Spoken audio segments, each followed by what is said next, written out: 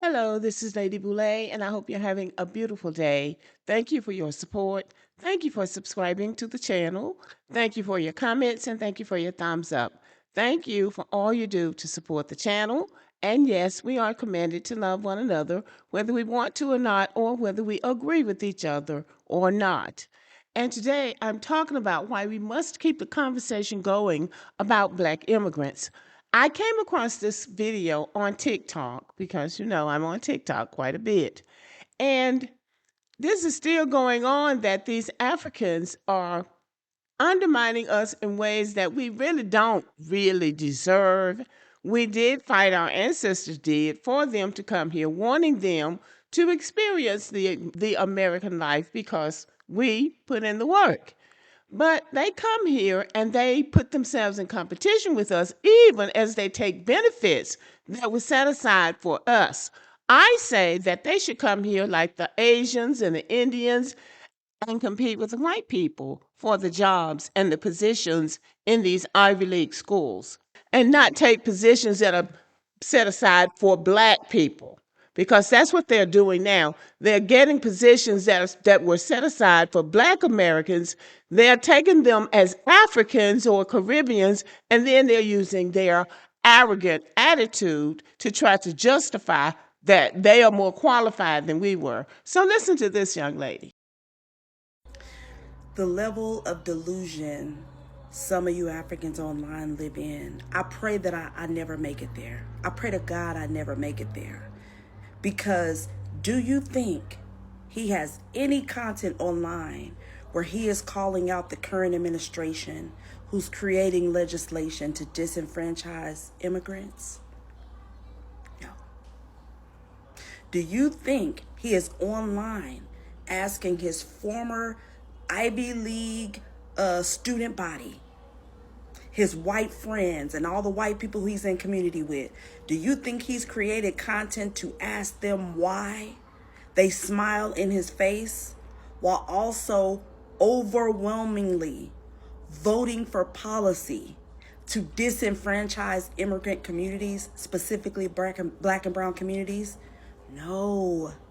Do you think he's questioning any of his white friends if they voted for the current administration who's creating legislation to disenfranchise immigrants? No. He's online making content about Black Americans. This is what I'm talking about. She's talking about this particular guy, and I haven't gone to his page, but I am going to his page.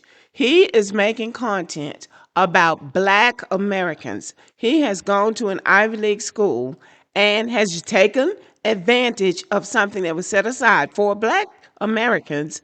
And instead of him fighting with Black Americans to make this country better for all of us, he has postured himself, according to her, against Black Americans, making content about Black Americans.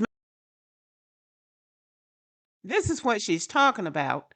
This is his page, and on this page he says, when you're an Ivy League educated African living in America and some FBA says you took their opportunity. Okay, listen to the white man. In a very interesting way, which is actually both the universities and the corporate employers are literally, this is true, they literally import Africans so that they don't have to hire African Americans. because they still count as black. There was a great story. The thing that woke me up to this, there was a story in the New York Times 20 years ago about Harvard. This is Harvard admits, black students, but which ones? Back when the New York Times could talk about these things honestly. And it quoted actually Henry Louis Gates and Lonnie Guinier at the time at Harvard Law School, basically observing that African Americans were not benefiting from affirmative action because Harvard had figured out that they could import Nigerians.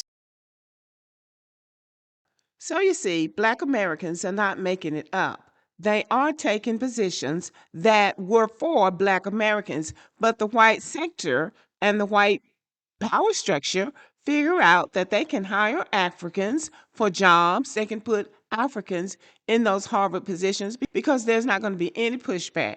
They're not going to say anything about racism. They're not going to say anything about the past. They're not going to say anything about the country. They're just going to be happy to be there. So yes, he did take an opportunity from an FBA, and instead of being grateful or instead of working with the FBA, he's calling on his white friends to ask his white friends if he's better than Black Americans, because that's what it comes down to. And naturally, the white people, depending on what white people he's talking to, are going to tell him, oh, yes, you're better than those Black Americans, even though they don't know any Black Americans either. United States president literally ran a campaign saying that immigrants were coming here taking our jobs, coming here taking our resources, but he is addressing Black Americans. Not one piece of content where he is calling out the very people that smile in his face and vote against him. You guys, unfortunately for me, are almost becoming some of the most unserious Black people in the diaspora. And it is very delusional. It is very delusional to make content like this in this political climate where you have an administration that has declared war on immigrants, and the very white people that you just can't wait to be in community with voted in favor of that. Meanwhile, 92% of Black women and 87% of Black men did not vote for policy to disenfranchise immigrants. But he's addressing Black Americans. There are Africans or Caribbeans who come in my comment section saying things like, FBA don't like for you to talk about Africans, or FBA don't like you talking about immigrants. Well, if FBA don't like me talking about them, that means that FBA are not looking out for their own interests, because these people have, some of these people, and I'm not saying all of them, but some of them have definitely postured themselves against FBA. And I am an elder in the FBA community, and I am not going to go against the young people of my community to support people from another community who are not supporting them. They have to live in this country too, and they have to live with the consequences of what this administration and what other administrations do too. And I'm not going to go against them to stand up for people who has proven that they are really not our friends. Now, I don't think that all Africans are like this, and I don't think that all Caribbeans are like this. But I'm going to do a video later today about an African man talking about Africans, and that gives you a clearer picture about these people who are coming here. It makes you wonder what kind of people they are, and what kind of leadership they have, and what kind of spirituality they have. Because really, this guy paints a very negative picture of African people, and he is an African, and I'm going to do that video next. Okay, y'all, let me know what you think about this video. Thank you for listening, and have a good evening.